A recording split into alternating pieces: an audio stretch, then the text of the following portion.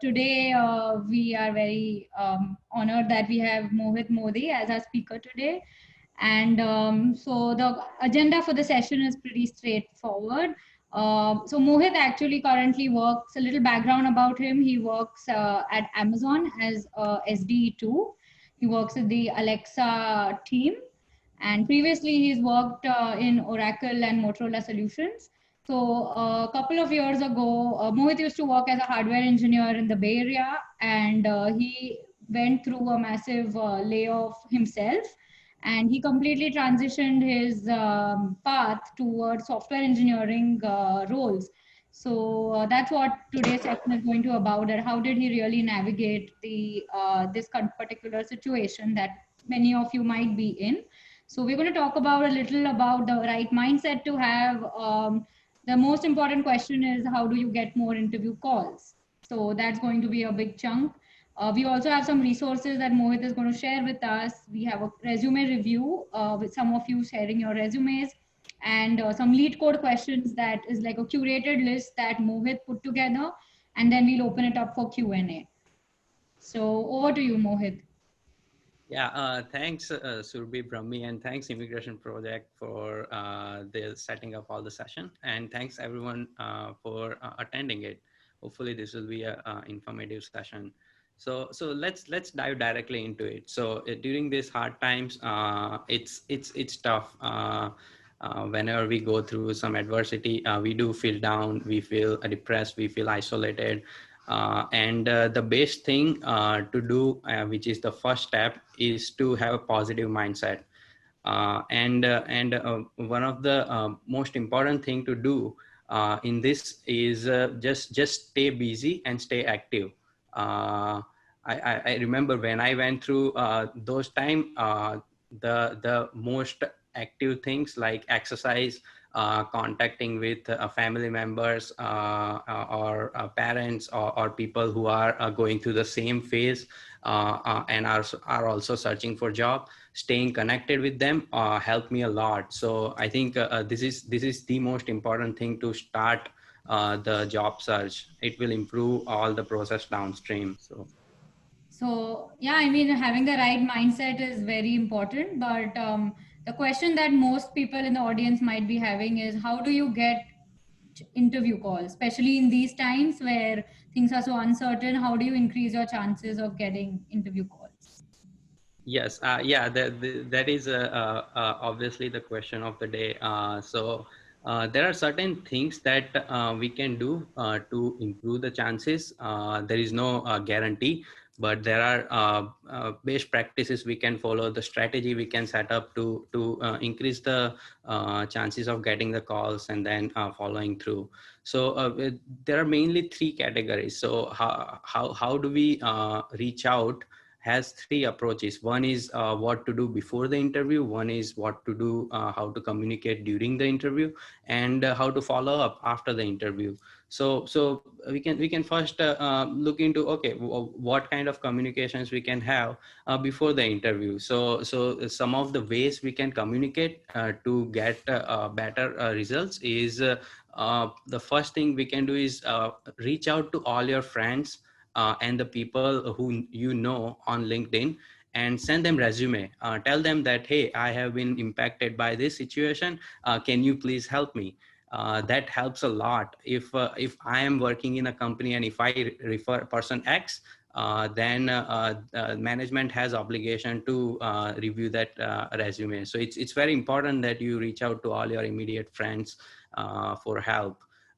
Then after that, you can reach out to company manager directly. So you can look into the different profiles of different managers on LinkedIn, and see which managers are hiring, and send out message directly to them.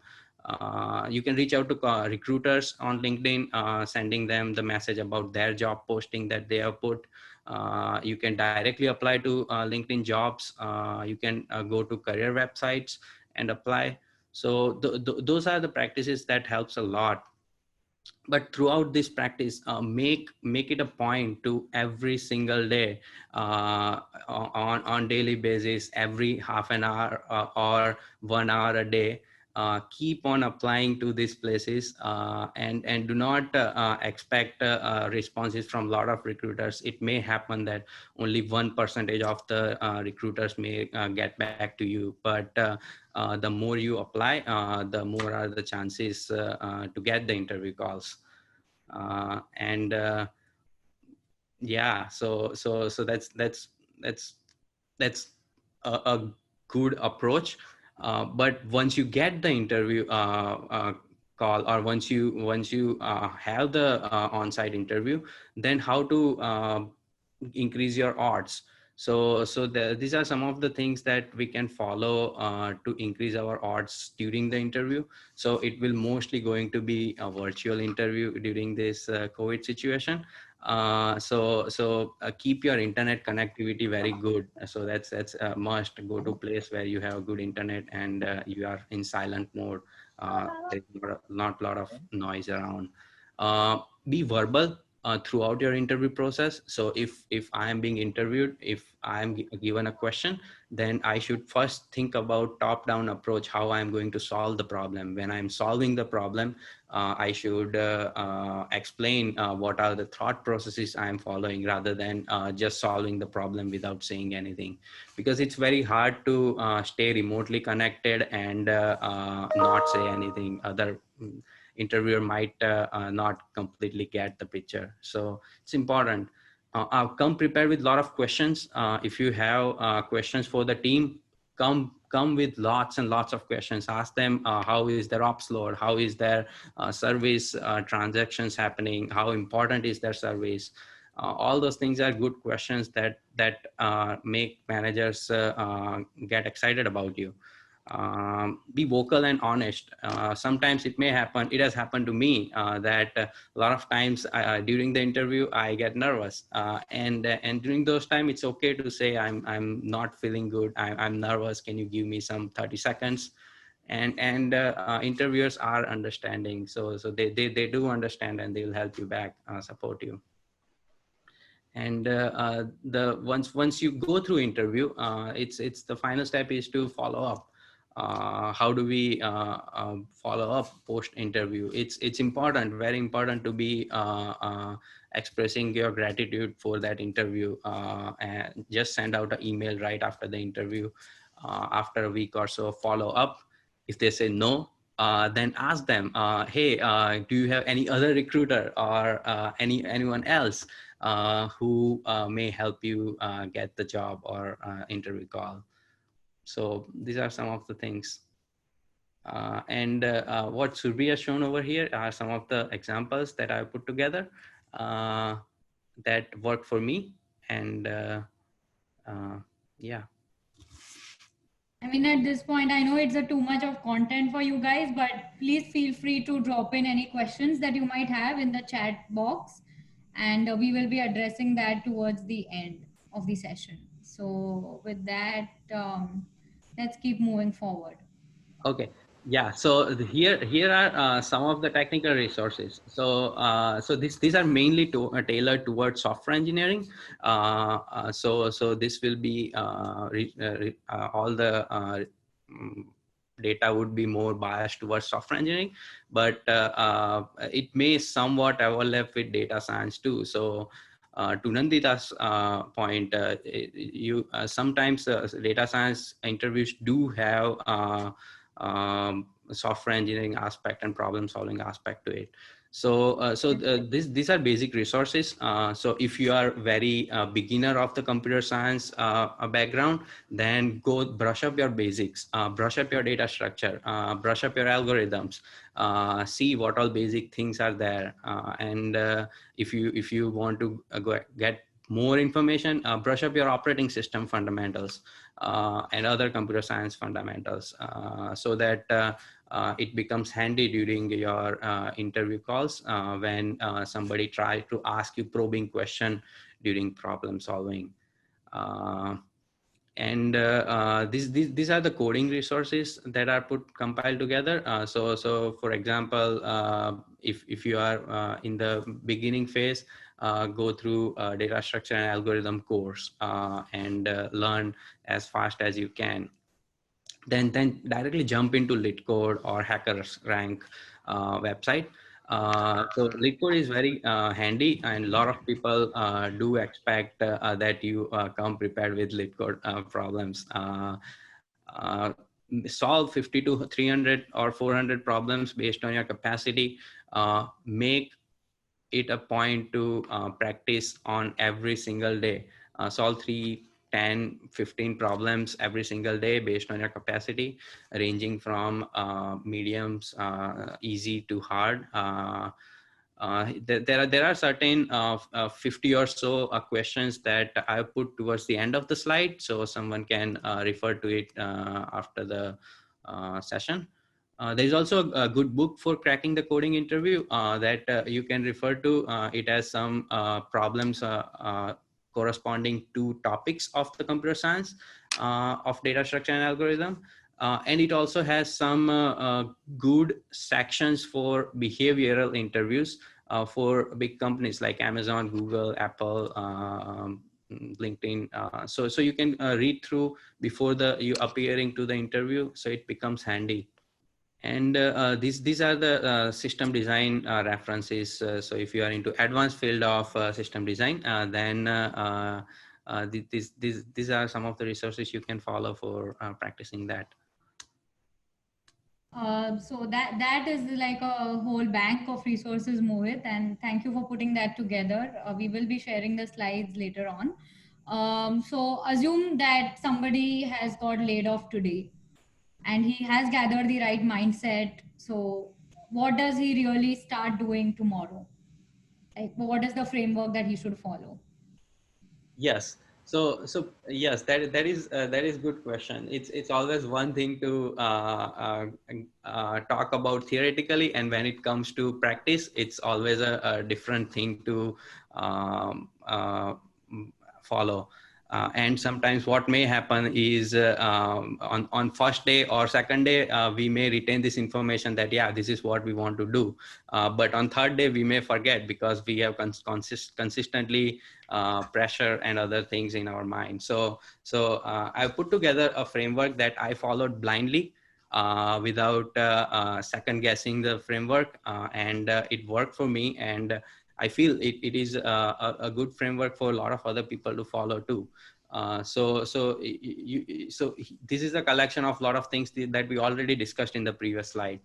So if you are starting a job search, right? So first thing you will do is you'll have a positive mindset. You'll get ready. You are pumped up, and you are starting your preparation. First thing you do is send out message to all your friends. Tell them you are laid off. It's okay to tell them you are laid off, and send them resumes. Tell them, help me. I need your help. Send it to all your friends. Once that is done, send out to all the start reaching out to different resources on LinkedIn, managers, recruiters, friends, and send them request asking for opening, taking their advice. In parallel, also start preparing LeetCode.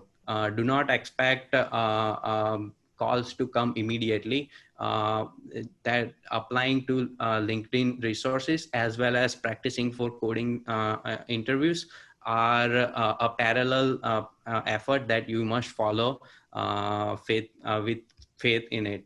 And then once you start getting the calls, hopefully you will have multiple calls, multiple phone interviews, multiple on-site interviews. Have attend all of them, and do not wait for the result. Even if you think that it is good, do not expect a positive result. Be thankful, appear for the interview, and then start applying for the next job interview. Start practicing the next LeetCode problems. Unless and until you have the job offer in mind, on your hand, do not become overconfident and stop preparing. So this one that is put together to kind of blindly follow through, and with the hope that eventually you will get the resources and success in the interview. Awesome. So, yeah, resume is one of the strongest piece, like when it comes to applying to any job. And we actually have some volunteers from the audience who sent out their resumes in advance to get it reviewed. So before that, would you like to walk through some of the tips that you have for them? Or do you want to like dive right into critiquing their resume in real time? Yeah, so there are some basic tips that we can walk over, and then we can jump into the resumes, and we can read through, and we can see how it goes. So the few tips are, keep your resume one pager. It's important, even if you have worked on a lot of projects.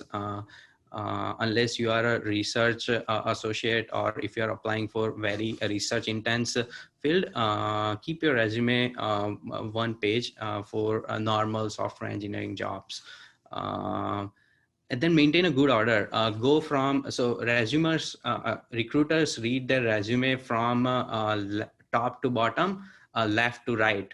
So you have to, and they read it in under 10 seconds. So you should write your resume with that in mind, that they are going to read from top to bottom and left to right in within 10 seconds. So top should be important, then put bottom, put work experience, then put your university projects. You can put your courses that you took on university, skill sets you have, uh, and also at the top of the resume, it's good to put what all skills you have, with which employers will get benefited. So that can be a summary or some sort of qualification which says that these are the things I have, which can be useful to you. Um, and also be data driven, and be talk about yourself and not about what your team is doing or what your company is doing. If you have done something, say that I did this concrete thing, rather than giving very bombastic description. For example, don't say I improved a latency tremendously or something. Say that I reduced the latency from 10 hours to 1 hour, or I improved the latency by 90%. That gives a data point to recruiter to judge whether you are improving tremendously or not. So those are some of the common tips.